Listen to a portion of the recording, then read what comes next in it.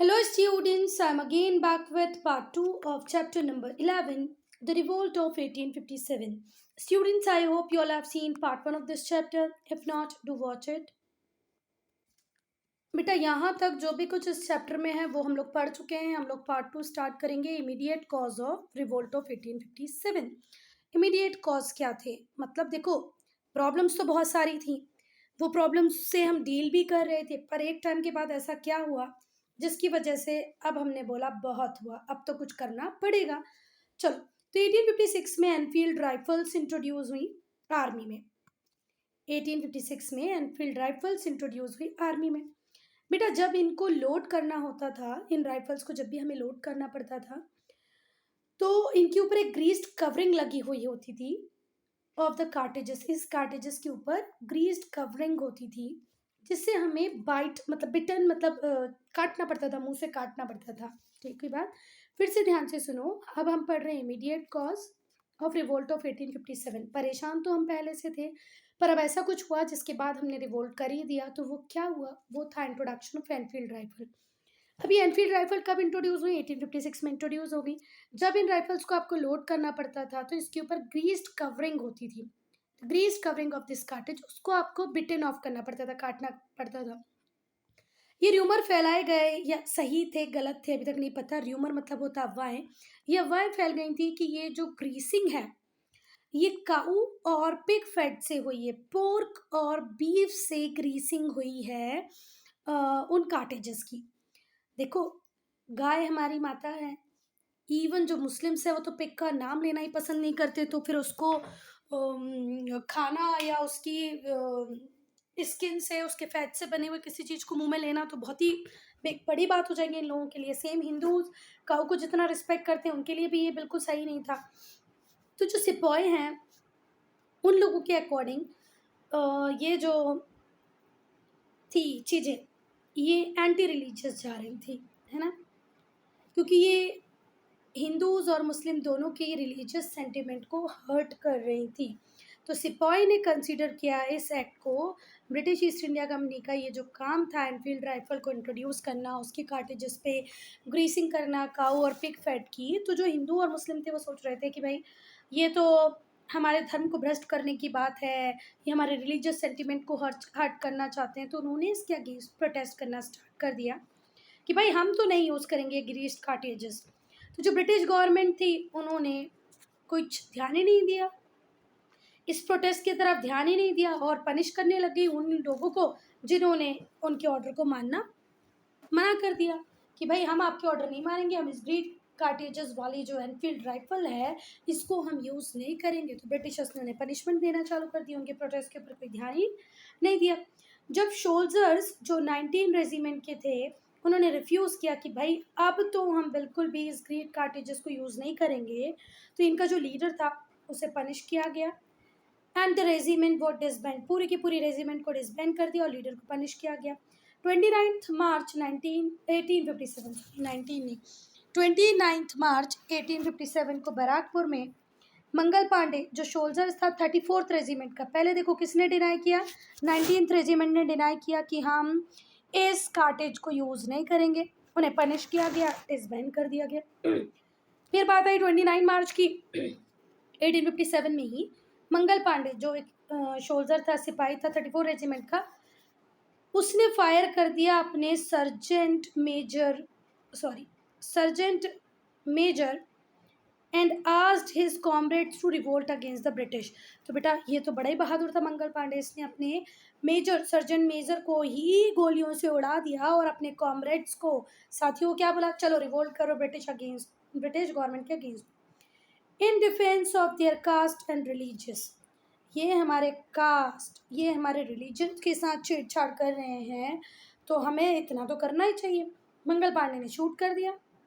अपने कॉमरेड्स को कहा चलो रिवोल्ट करो, पर मंगल पांडे को जल्दी ही अरेस्ट कर दिया गया, ट्राई किया गया और उसे एग्जीक्यूट, फाइनली फांसी की सज़ा दे दी गई. पहले गिरफ्तार किया, उससे पूछताछ हुई और फिर उसे फांसी की सज़ा दे दी गई. चेक पॉइंट के लिए सेपरेट वीडियो होगा जो कि होगा शॉर्ट्स. फिर स्प्रेड ऑफ द रिवोल्ट. अब हम पहले मेरठ को पढ़ेंगे.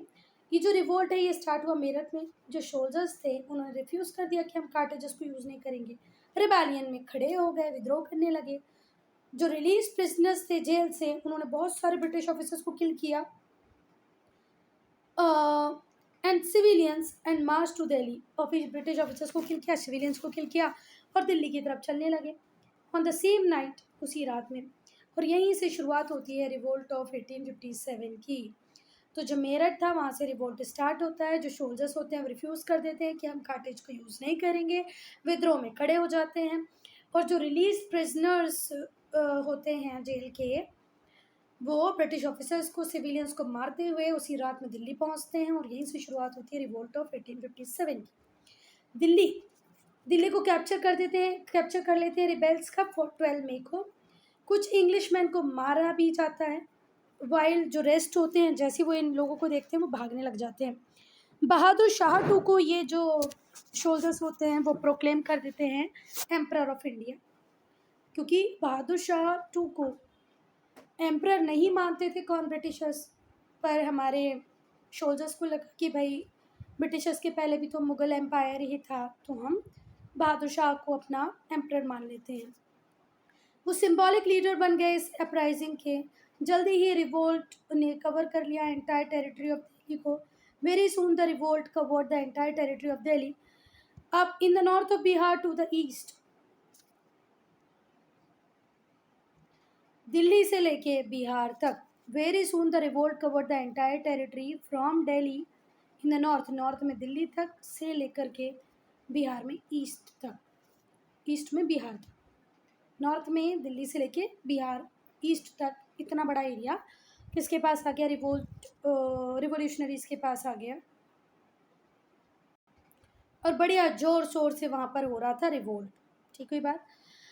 जून में जो रिवोल्ट था वो लखनऊ, कानपुर और झांसी में भी स्टार्ट हो गया। कहाँ कहाँ हुआ जून में बेटा? लखनऊ, कानपुर, झांसी। बेटा नाउ यू नो सेक्शन में बहुत इंपॉर्टेंट इन्फॉर्मेशन दी हुई है, वो हम पढ़ेंगे। खूनी दरवाज़ा लोकेटेड है सेंट्रल दिल्ली में, सेंट्रल दिल्ली में है खूनी दरवाज़ा। Has rear history. 1857 में दो बेटे किसके, बहादुर शाह टू के और उनका ग्रैंडसन, इसका मर्डर कर दिया गया था। इसी गेट पे किसने किया था? ब्रिटिश ऑफिशियल्स ने, जिनका नाम था हडसन। हडसन ने बहादुर शाह टू के दो बेटे, एक ग्रैंडसन को मार दिया इसी दरवाजे के पास।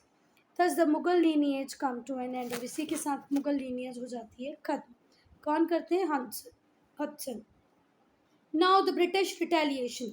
जो गवर्नर जनरल होते हैं उस टाइम में वो होते हैं लॉर्ड कैनिंग। वो इमीडिएट स्टेप्स लेते हैं इस रिवोल्ट को सप्रेस करने के लिए। दिल्ली में लॉर्ड कैनिंग फोर्सेस बुलवाते हैं, कहाँ से? मद्रास से, बॉम्बे से, श्रीलंका से, बर्मा से। Order the royal Sikh army to proceed to Delhi. और रॉयल, देखो कहाँ से आर्मी आ रही है? मद्रास से, बॉम्बे से, श्रीलंका से, बर्मा से। साथ ही साथ रॉयल सिख आर्मी को बोलते हैं प्रोसीड करो दिल्ली, जितनी जल्दी दिल्ली पहुंच सकते हो उतनी जल्दी दिल्ली पहुंचो। इंग्लिश ऑक्यूपाई कर लेते हैं दिल्ली को 1857 सितंबर में ही। सितंबर में तो दिल्ली ब्रिटिश के पास वापस आ जाता है। बहादुर शाह टू के दोनों बेटों को मार दिया जाता है, उनके ग्रैंडसन को मार दिया जाता है और उन्हें रंगून भेज दिया जाता है, जहां 1862 में उनकी डेथ हो जाती है। बहादुर शाह टू को रंगून भेजा जाता है, जो कि आज के म्यांमार में है, जहाँ पर उनकी डेथ हो जाती है। कानपुर में जो नाना साहेब थे वो लीडर बन गए थे रिबेल्स के। उन्हें ही captured Kanpur and proclaimed himself at Peshwa. उन्होंने कानपुर को कैप्चर किया और अपने आप को पेशवा घोषित कर दिया। पर बाद में ब्रिटिशर्स इन्हें हरा देंगे, कानपुर को रिकैप्चर कर लेंगे, नाना साहेब भाग जाएंगे। उनके बहुत ही एफिशिएंट जनरल होते हैं तात्या टोपे, वो कंटिन्यू करते हैं इस स्ट्रगल को, पर बाद में उन्हें भी पकड़ के मार दिया जाता है। तो कानपुर में कौन लड़ रहे थे? नाना साहेब। नाना साहेब ने कानपुर को कैप्चर किया, वहाँ पर पेशवा बन के बैठ गए। उन्हें बाद में ब्रिटिशर्स हरा देते हैं, कानपुर को रिकैप्चर कर लेते हैं। नाना साहेब तो भाग जाते हैं और जो तात्या टोपे होते हैं वो कंटिन्यू करते हैं अपने स्ट्रगल को, और बाद में वो भी बेचारे पकड़ा जाते हैं और मारे जाते हैं। झांसी की बात करें तो झांसी से लड़ रही थी रानी लक्ष्मीबाई। वो ब्रिटिशर्स को बहुत बढ़िया से चैलेंज दे रही थी। ब्रेविएस्ट रिबेल लीडर थी झांसी की रानी। जो ब्रिटिश थे उन्होंने झांसी को कैप्चर किया, पर लक्ष्मीबाई भाग गई वहाँ से, झांसी से, और उन्होंने तात्या टोपे के साथ हाथ मिला लिया और ग्वालियर में दोनों मिले और रिबेल आर्मी को ज्वाइन कर लिया। ब्रिटिश ने ग्वालियर फोर्ट को कैप्चर कर लिया 1858 में। जो रानी लक्ष्मीबाई थी उन्हें हराया और and killed bye sir who rose on 18 June 1858। अच्छा बेटा, इसके ऊपर भी बड़े ही कहानियाँ हैं। कुछ लोग ऐसे बोलते हैं कि झांसी की रानी ने खुद को अपने आप ही मार लिया था। अब यहाँ पर आपकी बुक कह रही है कि किल्ड बाय सर हु रोज, कि सर हु रोज ने उन्हें मारा। तो ठीक है, क्या ही फ़र्क पड़ता है, फाइनली मारी तो गई। बात ये होती है कि इन्होंने अपनी टेरिटरी को बचाने के लिए लड़ाई की, कोशिश पूरी की, या बैंड रिजल्ट कुछ भी हो, उससे कोई फ़र्क नहीं पड़ता। चलो, तो झांसी की रानी झांसी से लड़ रही थी। जैसे ही अंग्रेज़ों ने झांसी को कैप्चर किया, रानी लक्ष्मीबाई भागी। भाग के उतारते टोपे से मिलती हैं ग्वालियर में। ग्वालियर फोर्ट को भी रिकैप्चर कर लेते हैं फटाफट से ब्रिटिश। 1858 में रानी लक्ष्मीबाई की हार होती है। And killed by sir Hugh Rose on 18 June 1858। अभी कहीं कहीं गूगल पे आप सर्च करोगे, कुछ बुक्स में पढ़ोगे तो ऐसा कहा जाता है कि रानी की लक्ष्मीबाई ने खुद को मारा। पर ठीक है, यहाँ पर क्या लिखा है, हु रोज ने मारा। ये सही भी है, बहुत सारी जगह हु रोज ने मारा ऐसा भी लिखा हुआ है। अब हम बात करेंगे लखनऊ की। तो जो रिबेल सोल्जर्स थे उनको ज्वाइन किया जमींदार ने, तौलकदार ने। जमींदार तौलकदार भी अंग्रेजों से बहुत परेशान थे भाई, बहुत परेशान करते थे अंग्रेज सबको ही। तो जो लोग थे हर सेक्शन के, भले वो पीजेंट हो, सोल्जर हो, कॉमन पीपल हो, जमींदार हो, तौलकदार हो, सब बड़े परेशान थे ब्रिटिशर से। तो सबने इस रिबेलियन को ज्वाइन किया। वो सारे पूरे सोसाइटी जो अफेक्ट थी एनेक्सेशन, अवध के एनेक्सेशन के बाद जो सारे व्यक्ति परेशान थे उन सब ने एक दूसरे से हाथ मिलाया और रिवोल्ट करने लग गए। इस रिवोल्ट को लेड कर रही थी मतलब इसकी लीडर थी बेगम हजरत महल। ये वाजिद अली शाह की वाइफ थी, जिन्हें ब्रिटिशर्स ने पहले ही डिपोज कर दिया था। द क्वीन ऑफ एग्जाइल, नवाबाबाद अवध के नवाब की वाइफ थी बेगम हजरत महल, जिन्हें अंग्रेजों ने एग्जाइल में भेजा था। जो ब्रिटिश फोर्सेस थी उन्हें डिफीट देखनी पड़ी रिबेल्स के हाथों, मतलब यहाँ पर ब्रिटिशर्स हारे। जो लखनऊ रेसिडेंस थी उसे भी सीज कर लिया गया। बहुत सारे मंथ तक लखनऊ की जो रेसिडेंसी थी वो भी ये बेगम हजरत महल के पास ही रही। पर आखिरी में ब्रिटिशर्स मैनेज कर लेते हैं और लखनऊ को रिकैप्चर कर लेते हैं। बहुत सारे जो रिबेल्स होते हैं वो एग्जीक्यूट कर दिए जाते हैं, उन्हें फांसी दे दी जाती है, मार दिया जाता है। बेगम हजरत महल खुद भाग जाती हैं कहाँ पर, नेपाल। इंडियन सिपाही out number the English soldiers, India के जो सिपाही थे वो इंग्लिश सोल्जर्स से ज़्यादा थे जब रिवोल्ट स्टार्ट हुआ। पर British succeeded in suppressing the revolt very soon. फिर भी क्योंकि बेटा हमारे पास मॉडर्न आर्म्स अम्यूनिशन नहीं थे, फाइनेंस की प्रॉब्लम थी। अब हम लोगों ने देखा ना कि ब्रिटिश तो बर्मा से, श्रीलंका से, पूरी दुनिया से सैनिक मंगवाया जा रहा था इस रिवोल्ट को सप्रेस करने के लिए, पर हमारे पास लिमिटेड रिसोर्सेज थे। इसीलिए बेटा नो डाउट कि हमारे जो नंबर थे सोल्जर्स के वो ज़्यादा थे, पर फिर भी पूरी तरह सप्रेस कर लिया गया इस रिवोल्ट को। कॉन्सिक्वेंसीज ऑफ द रिवोल्ट, अब हम परिणाम पढ़ेंगे। जब 1857 का रिवोल्ट हो गया तो क्वीन विक्टोरिया ने एक प्रोक्लेमेशन, एक उद्घोषणा की। प्रोक्लेमेशन का मतलब होता है उद्घोषणा। कब? 1858 में। ये जो प्रोक्लेमेशन था, इस प्रोक्लेमेशन के थ्रू क्वीन विक्टोरिया ने ईस्ट इंडिया कंपनी से इंडिया को मैनेज करने की पावर छीन ली, कंट्रोल छीन लिया और खुद अपने हाथों में ले लिया। क्वीन विक्टोरिया या क्राउन के पास पावर चली गई टू मैनेज इंडियन अफेयर्स, और ईस्ट इंडिया कंपनी के पास अब ऐसी कोई पावर नहीं थी कि वो इंडिया में अपने रूल को चलाए। So the proclamation transfer the administrative power of East India company to the British queen crown, मतलब क्राउन के पास फाइनली पावर आ गई।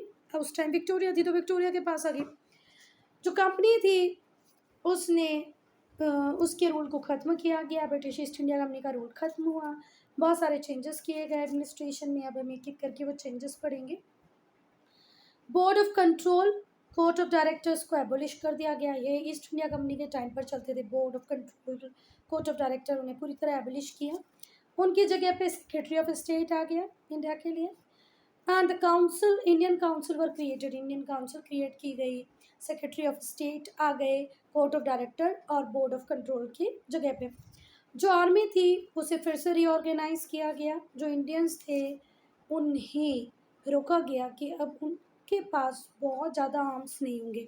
जो मेजर आर्म्स अम्यूनिशन सेंटर्स थे उसको डायरेक्टली ब्रिटिशर्स ही कंट्रोल कर रहे थे, इंडियन सोल्जर्स के पास नहीं दिए गए।